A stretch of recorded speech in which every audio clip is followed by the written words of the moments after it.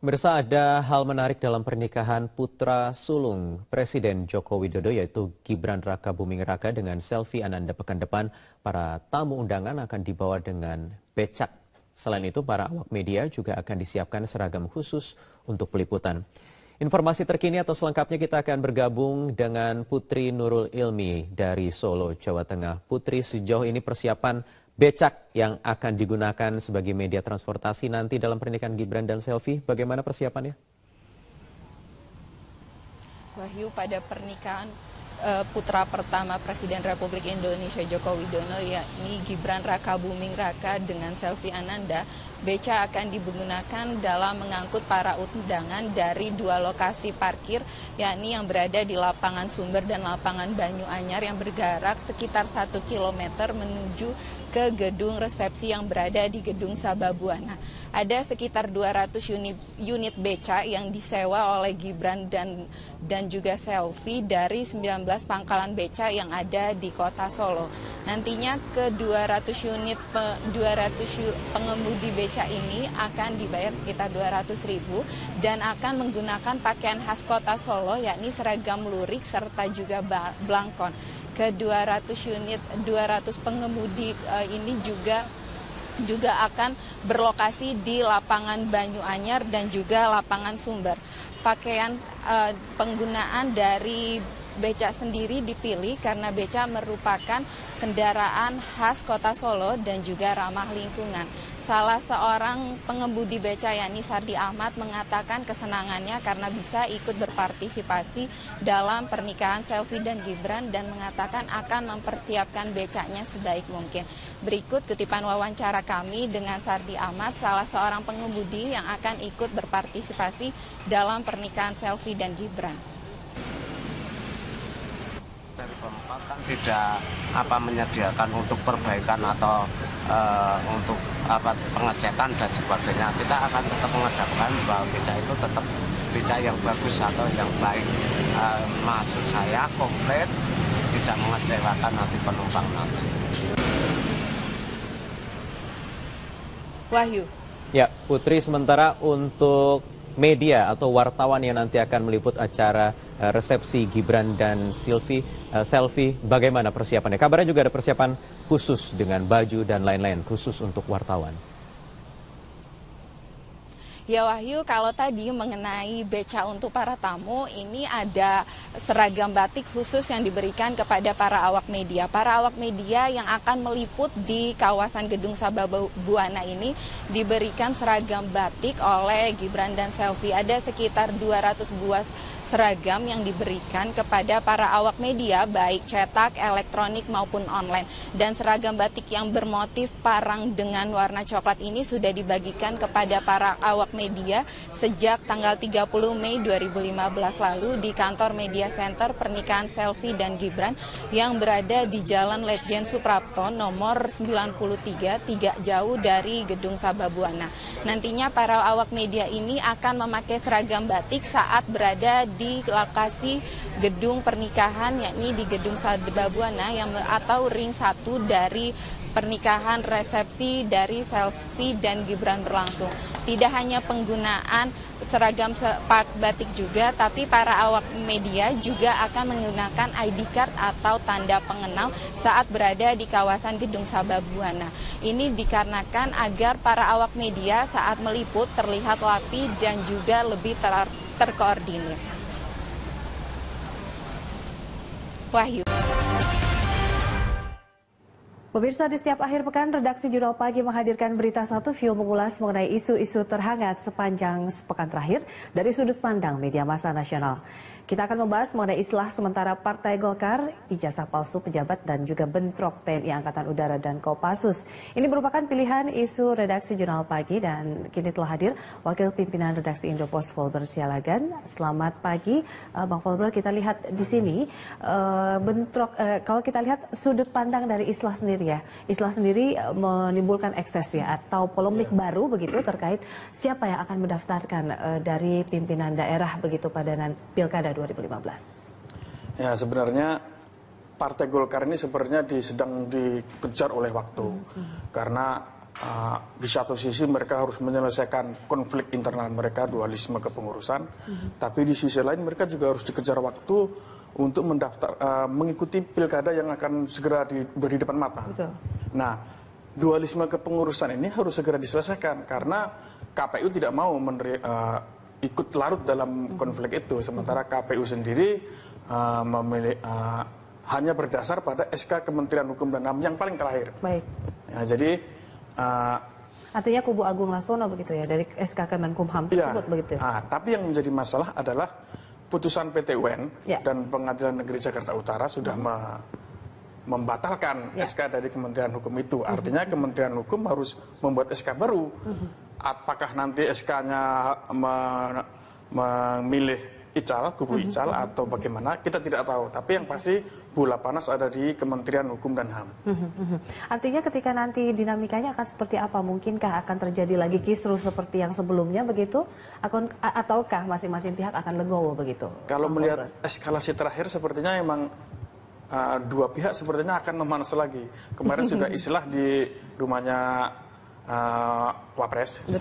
Sudah ada islah, ada 4 poin yang saya kira cukup bagus ya, 1 sampai 3. Hanya yang nomor 4 itu yang mungkin masih menjadi masalah ketika siapa yang nanti berhak menandatangani pencalonan kepala daerah itu adalah yang disetujui oleh KPU. Ini yang menjadi masalah, dan masalah itulah yang kemudian menjadi membesar ketika PT UN ternyata membatalkan SK Kementerian Hukum dan HAM. Itu artinya adalah masih ada masalah lagi yang harus diselesaikan. Sementara kubu Ical sendiri mengatakan jika ada putusan itu sudah keluar, artinya dia yang sah, kan begitu. Betul. Nah, di sisi lain kubu dari Agung masih mengatakan bahwa kita yang terakhir memegang SK Kementerian Hukum dan HAM. Dua-duanya merasa benar, dua-duanya merasa yang paling berhak. Nah, itu nanti bagaimana? Nah, disinilah peran dari Kementerian Hukum, maksudnya Menteri Hukum dan HAM sebagai tanda kutip itu bapak asuhnya para partai-partai. Artinya akankah dimunculkan kembali begitu ya, kalau memang masing-masing pihak ini legowo, ini musyawarah nasional begitu ya, terkait satu kepemimpinan begitu yang akan diusung, artinya nanti hanya ada satu pintu untuk memilih dari pimpinan daerah. Ya, susah juga sebenarnya ya. Mestinya harusnya seperti itu. Seharusnya mereka sebenarnya dalam poin pertama sudah ada dalam perjanjian itu bahwa mengutamakan kepentingan partai, khususnya nanti menjelang Pilkada serentak 2015 ini. Tapi yang menjadi masalah adalah belum ada satu figur yang bisa membuat kedua kubu ini nurut. Meskipun Pak JK kemarin. Sebenarnya sudah ada Yusuf Kala, tapi buktinya Ical mengatakan islah kita batalkan karena ada PT UN. Agung Laksono mengatakan islah kita batalkan karena kubu Ical tidak mau menandatangani, tidak mau memberi akses kepada mereka untuk menandatangani siapa yang nanti berhak menandatangani pimpinan daerah begitu ya, yang diusung oleh partai. Kalau kita lihat sebenarnya mungkin bagaimana nih? Ini kan bermuara juga ke Kemenkumham begitu. Akankah mungkin Kemenkumham akan begitu tegas tanpa ada konflik kepentingan di dalamnya? Saya melihat begini, justru ini yang dalam pikiran saya adalah yang bikin kisruh ini sebenarnya pertama intern mereka sendiri, yang kedua yang memperparah adalah Menteri Hukum dan HAM sendiri. Ya mungkin orang publik menduga bahwa ini ada kepentingan yang lebih besar di belakang Menteri dan SK itu ya. Karena coba bayangkan aja, ketika ada konflik, tidak lama kemudian Menteri langsung bikin SK, mengesahkan kubu Agung Laksono. Coba bayangkan. Padahal untuk sebuah partai yang besar dengan kepentingan yang sangat besar, dia dengan sangat mudah sekali membuat SK. Mengakui kepengurusan Agung Laksono dan tidak mengakui kepengurusan Ical. Padahal semestinya kan dia harus turun dulu, melihat faktanya bagaimana. Dia berusaha mendamaikan dulu, dia sekuat tenaga mendamaikan kedua kubu. Lalu kemudian setelah proses itu lama dan ada berbagai cara yang sudah dilakukan dan ternyata masih baru dia membuat sikap. Kan seperti itu mestinya kan. Tapi ini tidak. Dia belum melakukan apa-apa untuk melakukan untuk mendamaikan kedua kubu, dia langsung, itu artinya dua kubu sudah panas, dia sudah mengambil posisi di antara dua pihak ini. Saya kira ini adalah tanggung jawab dari Kementerian Hukum dan HAM. Salah satunya adalah tanggung jawab Menteri Hukum dan HAM untuk memperbaiki lagi kondisi partai ini, meskipun dia bukan orang Golkar. Tapi untuk menepis dugaan-dugaan bahwa ini ada kepentingan yang lebih besar. Karena orang tahu kalau Golkar bermasalah, siapa yang untung? Golkar adalah oposisi. Keadaan terburuknya akan seperti apa ya? Mungkin nanti akan juga ada dilematis dalam KPU nanti begitu memilih siapa yang kepengurusannya sah hingga ke daerah nanti. Kisruh. Pasti nanti tetap ada dari Golkar, pasti ada. Mungkin dari kubu Agung atau kubu dari pasti ada. Hanya kalau konflik ini tidak selesai, suara Golkar akan habis. Baik, ini kita lihat dinamikanya nanti ya, Bang Colbert. Nah, ini kita beralih ke isu yang kedua, kita bahas mengenai bentrokan TNI AU dan juga Kopassus. Ini masalahnya apa sih sebenarnya? Apakah memang hanya karena senggol atau mungkin kesalahpahaman begitu ya terjadi kemarin di tempat karaoke di Sukoharjo, Jawa Tengah? Sebenarnya kalau kasus yang kebetulan saya lama di Solo. Kuliah saya di Solo, saya juga pernah tinggal di Solo lama. Konflik antara Kopassus dan Paskas itu, Angkatan Udara itu sebenarnya sudah lama. Sejak 10 belasan tahun yang lalu sering terjadi. Ketika mereka bertemu pasti berantem. Baru papasan aja, lirik-lirik kan pasti berantem. Dan ini terjadi hampir di semua tempat. Antara aparat TNI dengan TNI, TNI dengan Polri. Sebenarnya masalah ini adalah sebuah harus diselesaikan oleh pimpinan TNI saat ini. Dendam lama yang sudah lama terpendam begitu? Bukan dendam sebenarnya. Mereka tidak ada dendam antar individu, antar ini sebenarnya nggak ada. Ini masalah apa ya? Ini adalah sebuah kekesalan masing-masing anggota yang sudah lama. Pertama adalah masalah kesejahteraan. Jadi ketika dulu masih ABRI, TNI itu begitu sangat kuat. Mereka bisa dalam berbagai faktor mereka bisa masuk dalam sektor ekonomi, sosial, politik dengan fungsinya macam-macam mereka. Tapi ketika dipisah menjadi TNI aja dan kembali ke barak, disuruh profesional lagi, tidak boleh berpolitik, tidak boleh berbisnis, habislah semua. Nah, yang bermasalah di sini adalah level-level menengah ke bawah dengan gaji yang pas-pasan, tidak boleh sahabat sana, tidak boleh sahabat sini, begitu kan? Artinya ditambah dengan kecemburuan melihat sejawat mereka di Polri. Mereka melihat pangkatnya sama tapi wah beda banget nih kesejahteraannya. Artinya adalah kecemburuan, kemudian faktor-faktor yang sudah lama itu terjadi itu membuat sedikit aja ada pemicu mereka akan marah. Sedikit aja, baik itu dari antara mereka sendiri, dari arah orang lain, mereka akan marah.